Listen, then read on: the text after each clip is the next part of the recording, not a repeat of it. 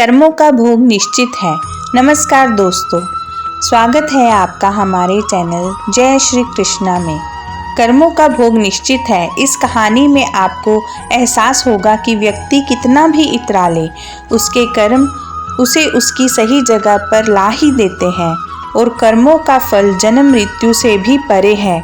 जब तक पूरा हिसाब नहीं होता, ये फल पीछा नहीं छोड़ते। अब आप ही तय करें, आप पाप का भागी बनना चाहते हैं या सदाचार का।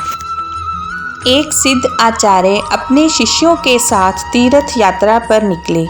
कुछ देर चलने के बाद वे थकान निकालने बीच घने जंगल में ही रुक गए। इतने में आचार्य को कुछ आवाज़ें सुनाई दी। ध्यान से सुनने पर समझ आया कि ये कुछ लोगों के रोने की आवाज़ें हैं। उन्होंने शिष्यों को बोला, बालकों सुनो, ये आवाज़ें कहाँ से आ रही हैं।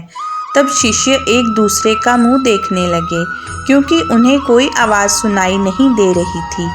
फिर भी गुरु के आदेशानुसार उन्होंने थोड़ी दूरी पर आकर देखा। केवल आचार्य को एक गहरे अंधेरे कुएं में कुछ लोगों के रोने की आवाज़ सुनाई दे रही थी। आचार्य ने कुएं में झांक कर देखा तो उन्हें 5 लोग बहुत ही बुरी दशा में रोते हुए दिखाई दिए। लेकिन शिष्यों को ना आवाज़ सुनाई दी और ना ही कुछ दिखाई दिया। तब आचार्य ने उन 5 लोगों को मुस्कुराते हुए देखा और पूछा, भाई किन कर्मों का भोग रहे हो। तब वे 5 और ज़ोर ज़ोर से रुदन करने लगे। तब आचार्य ने शिष्यों को बताया, यहाँ 5 प्रेत आत्माएं हैं। ये सुनकर शिष्य डर गए। तब आचार्य बोले, बालकों डरो नहीं, तुम सभी उनसे ज़्यादा शक्तिमान हो, क्योंकि तुम सब कर्मों से महान हो और ये सभी आज अपनी पिछली करनी का भोग रहे हैं। आज के समय में इनसे दुर्लभ कोई नहीं। तब शिष्य ने पूछा, इन्होंने ऐसा क्या किया है। तब पहली आत्मा ने उत्तर दिया, वह पिछले जन्म में ब्राह्मण था, भिक्षा मांगता था, लेकिन उस भिक्षा को भोग विलास में खर्च करता था। दूसरे ने उत्तर दिया, वह क्षत्रिय था और अपनी शक्ति का दुरुपयोग निर्बल असहाय गरीबों पर करता था। तीसरे ने उत्तर दिया कि वो बनिया था, बस खुद के फायदे की सोचता था और हमेशा मिलावट करके सामान बेचता था, जिस कारण कई लोग मारे गए।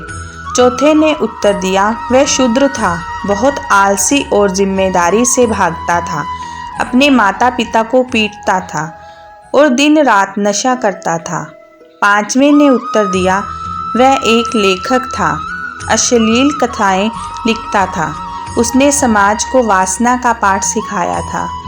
इस तरह वे सभी पापी अपने पापों को भोग रहे हैं। मनुष्य को कर्मों का फल भोगना ही पड़ता है, फिर वो किसी भी जन्म में हो।